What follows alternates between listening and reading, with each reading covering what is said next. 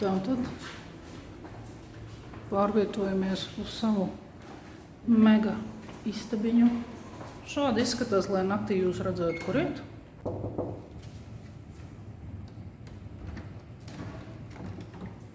Nu, sveikiņi! Tā, mēs esam mūsu numuriņā. Tā viņš izskatās. Nekas lieks. Kaut kāds dīvāniņš laikam darba, kas ir metrs varbūt, nesapratu, kas tas ir domāts. Pirmā problēma ir šis. Šī problēma sākās ar to, ka tu domā, ka tu esi Anglijas variants un tev vajadzīgs pārveidotais. Nē, pārveidotais šeit nav vajadzīgs, jo augšējā ligzdā ir šāda opcija. Nu, protams, USB un vispārējais. Tālāk mums ir leduskapis. Protams, tajā ir tikai ūdens. Laba opcija ir naktī, kad tu guli, izslēdz gaismu un ieslēdz apakšējo apgaismojumu. Un kas mums šeit ir? Liels spogulis, kur mēs patveram. Un viss kā standarts. Duša, tūlete. Tātad ir 19. novembris. Stundu starpība ir 5 stundas. Mums ir vakars. Un vakarā ir 28 grādi. Un tas ir tikai tāpēc, ka ir uzlīs lietus. Temperatūra nokritusies. Pārsvarā viņa ir 30. Bet ir mākoņains. Nestādos priekšā, kā ir vasarā. Tātad, lai jūs varētu gulēt, varbūt kādam arī ir tieši tā paša problēma, kas bija man. Šādu aparātu es nelietoju. Un tātad, kā viņš regulējās uz augšu uz leju, patstāvīgi 19 grādi. Un šeit regulēšana notiek ar šādu ventilatoru. Jūs spiežat. Vai jūs gribat mazāk vai vairāk. Praktiski non-stopā strādā 19 grādus šitādā režīmā, jo maksimums jūs varēsiet pagulēt 20 minūtes, un tad jūs pamodīsieties no karstuma. Man patīk siltums, bet tādus apstākļus es pirmoreiz piedzīvoju, jo tāda nav ne Kanārijas salās, ne Grieķijā, ne Horvātijā. Tropu gaiss ir kardināli atšķirīgs no pārējiem. Man liekas, tie, kas ir šeit bijuši, visi to zina. Pagājuši pirmās 3 dienas ir drusciņi sākt saprast, kas ir kas. Iemācījos strādāt ar kondicionēru, esam atrisinājuši kontaktu problēmu, kas izrādās, ka nav jārisina, tāpēc, ka tā aizemē viss ir padomāts 3 soļus uz priekšu. Kreisās kustības virziens, 5 stundu starpība, kas vēl šeit ir aktuāls, 6 paliek tumšs. Temperatūra ir 30, mitrums un temperatūras kopējais kokteilīts dara savu. Ir karsts. Un tie, kas ir bijuši šajos rajonos, droši vien zina, par ko es runāju. Es esmu bijusi ceļojumos siltajās valstīs, tādās kā Kanārijas salās, Bulgārijā, Grieķijā, kur ir 40 grādu karstums bijis, Horvātijā. Bet šīs sajūtas nav salīdzināmas vispārībā ne ar ko, tieši tāpēc, ka tā nav ne Pirts, ne Latvija 33 gados karstā vasaras dienā. Šeit sajūtas ir pavisam savādāks. Ja tu sēdi istabā un nekur ne, ar tevim viss kārtībā. Bez kondicionieri dzīvi šeit es nestādos. Priekšā kā tas ir. Pārtika ir viss ļoti garšīga. Pagaidām es esmu uzlikusi sev uzdevumu atrast negaršīgu pārtiku. Pirmais šoks man bija par mango, kas ir ar cukuru un sāli kopā, un tas bija pārsteigums, jo tie garšoja pēc marinētiem gurķiem, varētu tā teikt. Sākumā smadzenes nepieņēma šo informāciju, jo mēs esam izpērduši mango saldu, bet šeit es viņu saņēmu cietā veidā marinētu ar sāli kopā un ar cukuru. Mēs uztaisīsim mazu ekskursiju, parādīsim, kā šeit ir.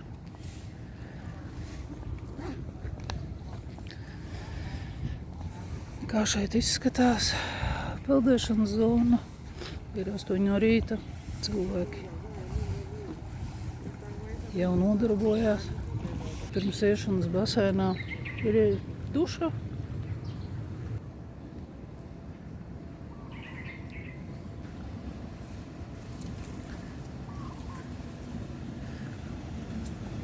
bārs basēnā. Šādi izskatās viss.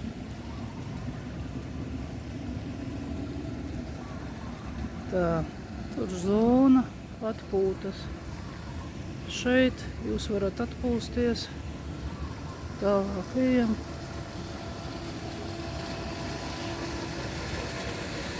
Aiziesim līdz kanālam. Tur ir ļoti interesanti viena lieta, kad cilvēki brauc ar mopēdiem. Lūk, tā viss zied, viss, kas vien zied, var uziedēt zied.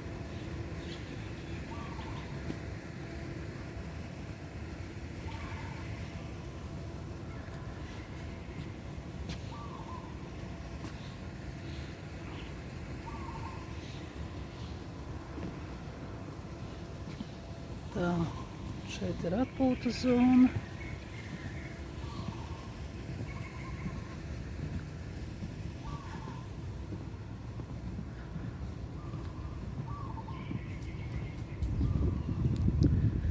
Ir 8 no rīta. Kā jau teicu, šodien ir lietus, vakar bija apmācies.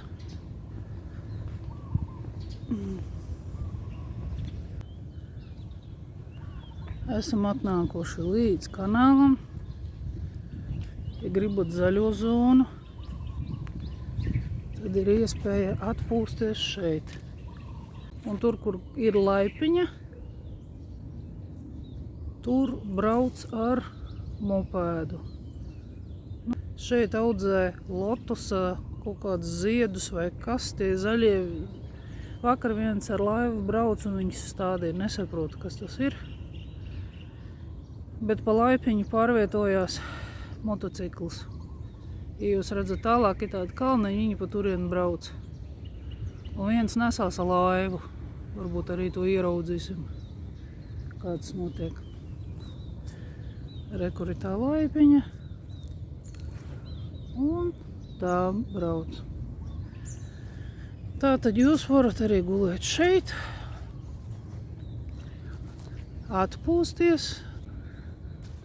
Tradicionāli viņa stilā var sēdēt pie šādiem.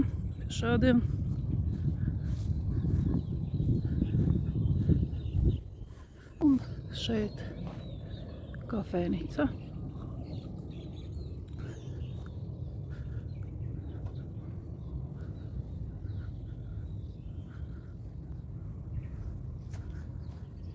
Tāds interesants noformējums.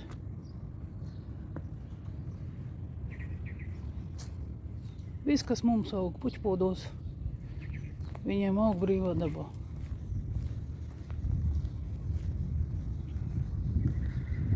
Nu, un vakarā atkal ir iespēja. Kafejnīca. Varat arī šeit. Šito es nesapratu. Laikam var apģērbties un fotogrāfijas taisīt. Un aiziesim.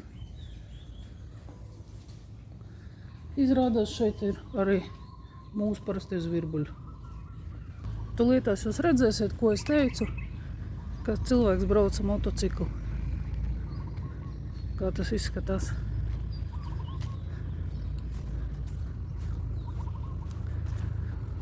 Lūk,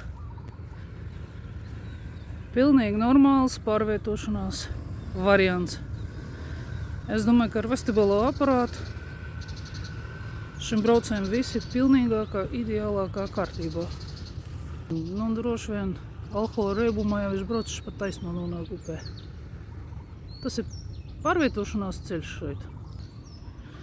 Personāls pārvietojās ar šādu transporta līdzekli elektro. Neviens tā kājām neietliek, enerģiju netērē. Un tā arī var izērēt istabiņu, dzīvot personīgā mazā mājiņā. Un dodamies tālāk.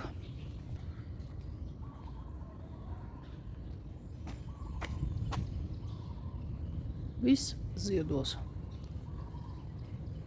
Šeit ir bambus ar šādiem augļiem. Un, lai saprastu, ka tas nav plasmas. Maza mikro pasaulīte. Un tā. Šeit augšā putni sēž. Augs. Un viss, kas domā, no kurienes ir šie ziedi. Lūk, no šāda koka.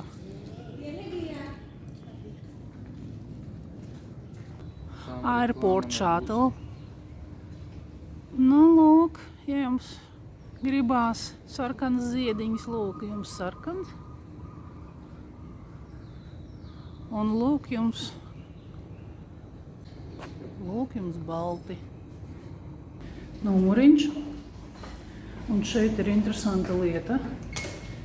Kad naktī, vai, lai to redzētu, ir. Un lūk, iedegās lampiņa, kad cilvēks ir iekšā. Pēc там нажимай эту кнопку уборщицу. Ja jūs gribat, lai numuriņi iztīri, jūs ieslēdzat slēdzi, tas ir, lai netraucētu. Ja ne, izslēdzat ārā. Un iekšpusē tas izskatās šādi. Lūk, viss ir vienkārši.